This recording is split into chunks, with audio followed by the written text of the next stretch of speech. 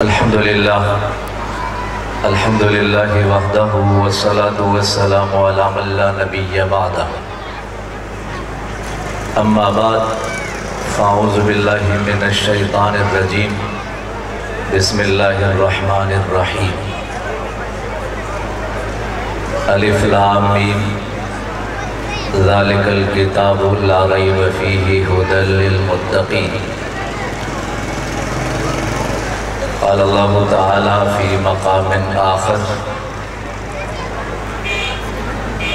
اِنَّا نَحْنُ نَزَّلْنَا الذِّكْرَ وَإِنَّا لَهُ لَحَافِظُونَ قال النبی صلی اللہ علیہ وسلم ان اللہ یرفع بهذا الكتاب اقواما ویضع به آخرین او کما قال رسول اللہ صلی اللہ علیہ وسلم صدق اللہ مولانا العظیم وصدق رسولہ النبی الامی الکریم اللہم صلی علی سیدنا و مولانا محمد وعلی آل سیدنا و مولانا محمد وبارک وسلم قابل عزت احترام اسٹیج پر موجود حضرات علماء کرام بالخصوص خطیب اہل سنت فخر السادات حضرت مولانا عبدالرافع شاہ بخاری دامت برکاتہ اور میرے قابل قدر بھائیوں دوستوں بزرگوں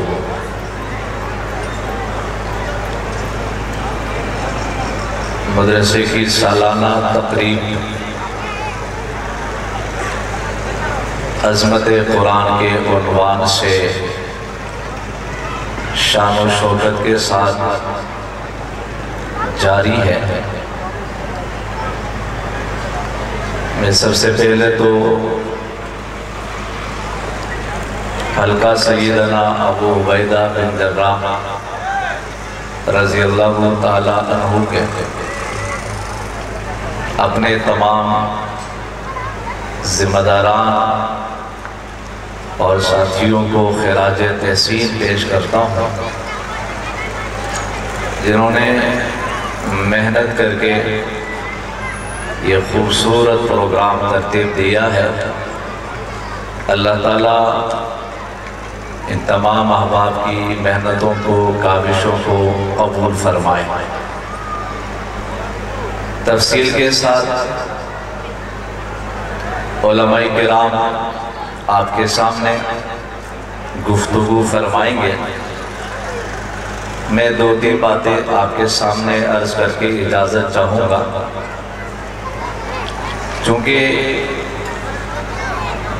عظمت قرآن کے عنوان سے یہ پروگرام چل رہا ہے۔ قرآن کریم اللہ تعالیٰ کی آخری کتاب ہے۔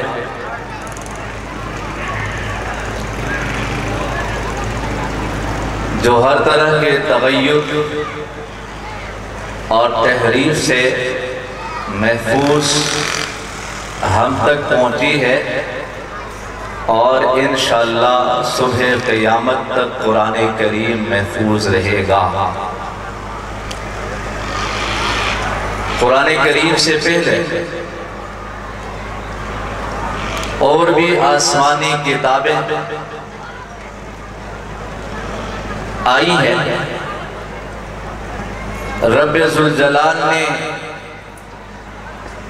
اس کے علاوہ کتابوں کو بھی نازل فرمایا ہے،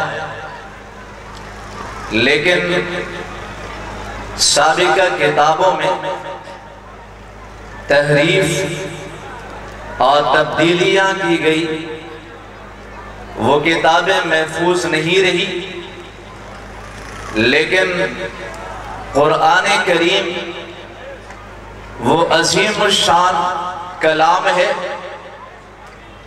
قرآن کریم اللہ تعالیٰ کی وہ عظیم الشان کتاب ہے جسے اللہ رب العزت نے نازل فرمانے کے بعد حفاظت کی ذمہ داری بھی خود اللہ نے لی.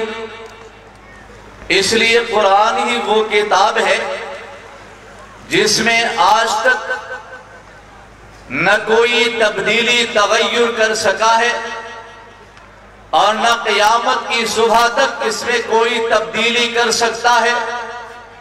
لم یحرف ولن یحرف الی یوم القیامہ. یہ وہ کتاب ہے جس میں تحریف نہیں ہوئی اور نہ قیامت تک اس میں کوئی تحریف کر سکتا ہے. یہ ہمارا ایمان اور عقیدہ ہے, یہ ہمارا نظریہ ہے کہ قرآن کریم غیر محرف کتاب ہے, اس میں تحریف نہیں ہوئی ہے اور قیامت کی صبح تک قرآن کریم میں کوئی تحریف نہیں کر سکتا ہے. یہ بات سمجھ میں آ گئی؟ قرآن کریم میں کوئی تحریف کر سکتا ہے؟ آپ ذرا بولیے. یہ ایک دو باتیں میں سمجھانا چاہتا ہوں, پھر میں اپنی بات ختم کر رہا ہوں. قرآن کریم میں کوئی تحریف تبدیلی کر سکتا ہے؟ اونچی آواز سے بولے. کوئی تبدیلی کر سکتا ہے؟ قرآن کریم میں کوئی تبدیلی کر سکتا ہے؟ تحریف کر سکتا ہے؟ کوئی تبدیلی کر سکتا ہے؟ کوئی تبدیلی قرآن میں نہیں کر سکتا ہے, اس لیے کہ خداوند عالم کا اعلان ہے اِنَّا نَحْنُ نَزَّلْنَا الذِّكْرَ وَإِنَّا لَهُ لَحَافِظُونَ. قرآن کو ہم نے نازل کیا ہے وَإِنَّا لَحَافِظُونَ, اور قرآن کی حفاظت بھی ہم نے کرنی ہے. اب مرضی اللہ کی حفاظت کی ذمہ داری خداوند عالم نے لے لی. اب مرضی اللہ کی کتاب کی صورت میں حفاظت کر لے, مرضی اللہ کی حفاظت کتاب کی صورت میں کر لے یا ان بچوں کے سینوں میں محفوظ کر لے. جب اللہ نے اعلان کر دیا ہے حفاظت بھی میں کر لوں گا, جبھی تو میں نے کہہ دیا, جبھی تو میں یہ آپ کے سامنے عرض کر رہا ہوں. یہ ہمارا عقیدہ ہے کہ قرآن کریم میں آج تک نہ تحریف کوئی کر سکا ہے اور نہ قیامت کی صبح تک کوئی تحریف کر سکتا ہے. اس آیت کے ضمن میں مفتی اعظم پاکستان حضرت مفتی شفیع صاحب رحمت اللہ علیہ نے ایک بڑا عجیب واقعہ لکھا ہے. فرماتے ہارون الرشید کا زمانہ تھا اور بڑی علمی مجلسیں ہوا کرتی تھی, بڑے بڑے علماء آتے تھے اور مختلف مذاہب کے لوگ بھی آتے تھے اور علمی تقریریں گفتگو کرتے تھے اور مجلس کا اختتام ہوتا تھا. ایک زمانہ ایسا گزرا ہے, بادشاہ خود علماء ہوا کرتے تھے, علم دوست ہوا کرتے تھے, پڑھنے پڑھانے سے مسجد مدرسہ سے تعلق ہوتا تھا, بڑی دلچسپی ہوتی تھی اور اہل علم ہوا کرتے تھے. اور ایک ہمارا زمانہ ہے کہ سورت اخلاص بھی اہل اقتدار کو نہیں آتی ہے.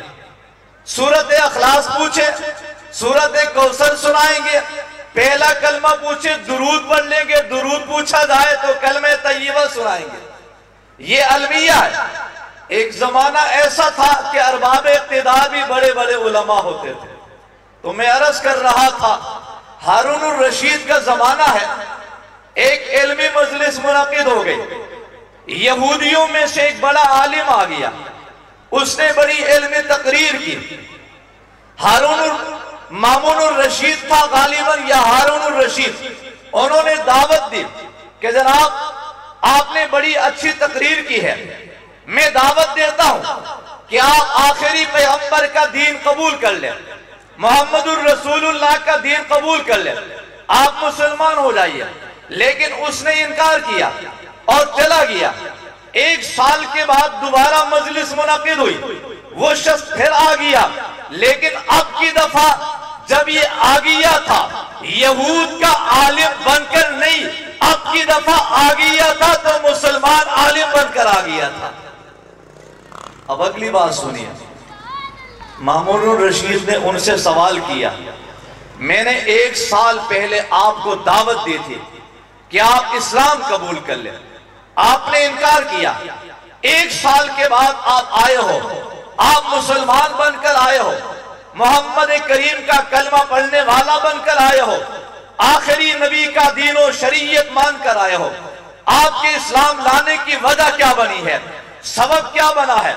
اس نے جواب میں کہا کہ جناب میں بڑا کاتب ہوں، لکھنے والا ہوں، مجھے لکھنے کا ڈنگ آتا ہے، میں نے یہاں سے جانے کے بعد بطور امتحان کے، آزمائش کے کہ دین کون سا سچا ہے، محمد الرسول اللہ کا یا حضرت موسیٰ کا یا حضرت عیسیٰ کا، میں نے تورات کے کئی نسخے اپنے ہاتھ سے تیار کیے، اور تیار کس انداز سے کیے کہ ہر نسخے میں میں نے تبدیلی کی، اور تغیر و تبدل کرنے کے بعد یہودیوں کی عبادت خانے کے سامنے بیٹھ گیا، اور میں نے اعلان کیا کہ بڑا لکھنے والا ماہر ہوں، اچھے اچھے نسخے میں نے تیار کیا، یہودی باہر آئے، میں نے فروخت کرنے کا اعلان کیا، یہودیوں نے سارے نسخے مجھ سے خرید لیے، کسی ایک یہودی نے بھی اعتراض نہیں کیا، کسی ایک یہودی نے بھی اعتراض نہیں کیا۔ پھر میں نے اسی طرح انجیل کے نسخے تیار کیے، تیار کرنے کے بعد اور تبدیلیاں تحریف کرنے کے بعد عیسائیوں کے عبادت خانے کے سامنے جا کر بیٹھ گیا، اور میں نے اعلان کیا کہ میں کتاب لے کر کے آیا ہوں، فروخت کر رہا ہوں، اپنے ہاتھ سے لکھا ہوا نسخہ ہے، بہترین انداز سے میں نے لکھا ہے، عیسائی باہر آئے اور سارے نسخے مجھ سے خرید لیے، کسی نے بھی اعتراض نہیں کیا کہ ان نسخوں میں تبدیلی ہوئی، ہم نہیں خریدتے ہیں۔ کہنے لگے، پھر میں نے قرآن کریم کے نسخے تیار کیے اور اپنے ہاتھ سے اس انداز سے تیار کیے کہ قرآن کی آیات میں نے تبدیلی کی، میں نے قرآن میں تحریف کی، ایک نسخہ دوسرے سے بدلا ہوا، تغیر و تبدل پر مشتمل، تحریف پر مشتمل میں نے کئی نسخے تیار کیے۔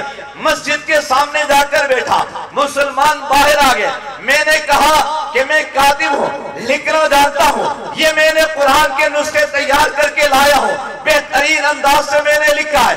مسلمان باہر آ گئے، قرآن کے نسخے اٹھا کر دیکھنے لگے، جب انہوں نے دیکھا تو انہیں نظر آیا کہ ان نسخوں کے اندر تو تبدیلی ہو چکی ہے، ان نسخوں کے اندر تو تحریف ہو چکی ہے۔ مسلمانوں نے وہ سارے نسخے مجھے واپس کر دیے، خریدنے سے انکار کر دیا۔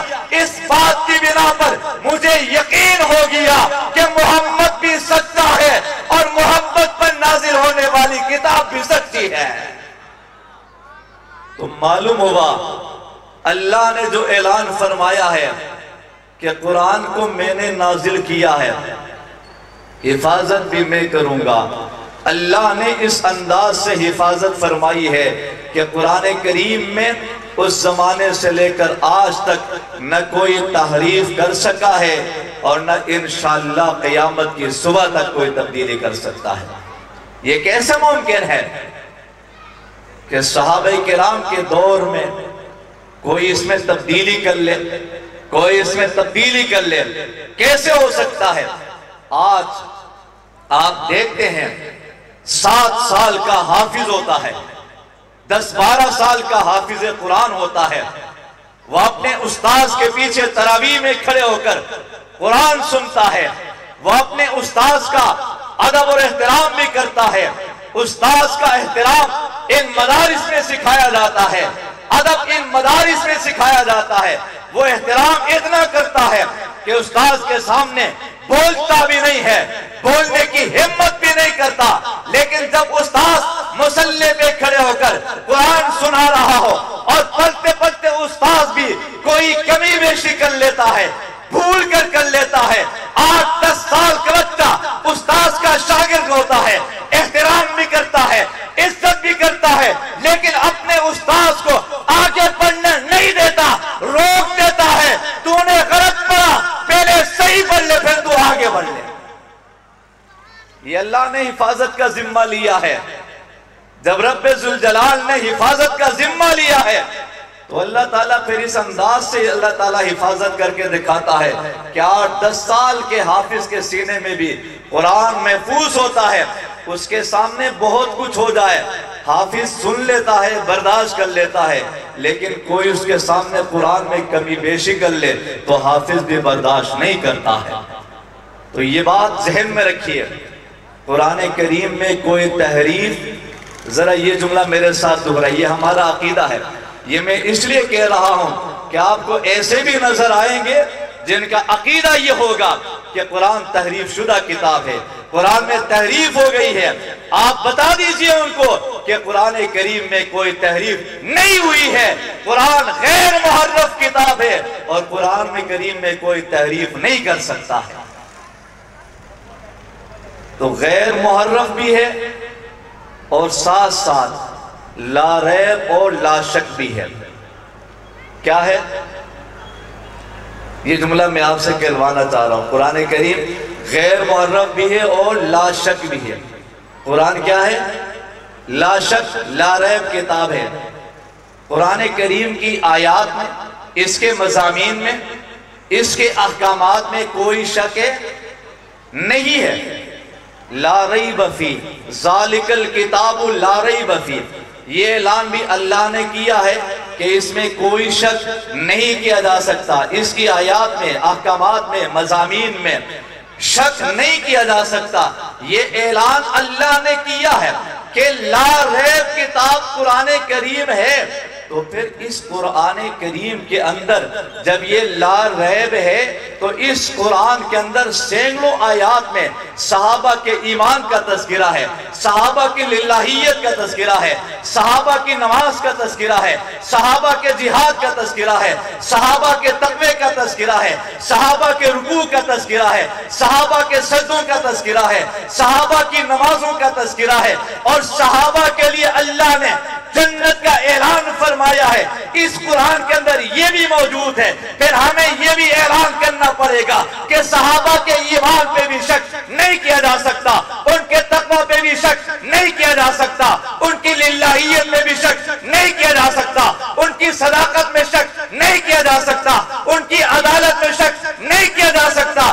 اگر کوئی صحابہ کے ایمان میں شک کرتا ہے, ان کے تقوی میں شک کرتا ہے, وہ حقیقت میں قرآن کریم میں شک کرتا ہے, اور جو قرآن میں شک کرتا ہے اس کا ایمان بھی مشکوک ہو جاتا ہے. قرآن میں شک کرنے والے کا خود ایمان کیا ہوتا ہے؟ جسے قرآن پہ شک ہو, سیدھی بات ہے, پھر اس کے دل میں ایمان بھی نہیں آ سکتا.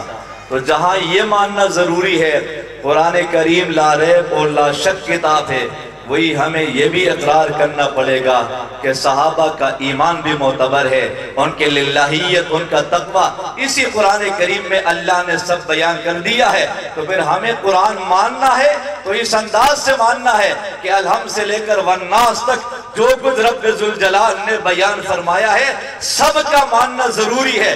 پھر کہا جائے گا یہ قرآن ماننے والا ہے. کوئی صحابہ کا انکار کر کے کہہ دے میں قرآن مانتا ہوں, سیدھی بات ہے وہ قرآن ماننے والا نہیں ہے. اور جو قرآن نہیں مانتا, قرآن پہ شک کرتا ہے, پھر وہ مسلمان بھی نہیں ہو سکتا. اللہ تعالی ہمیں سمجھنے کی توفیق.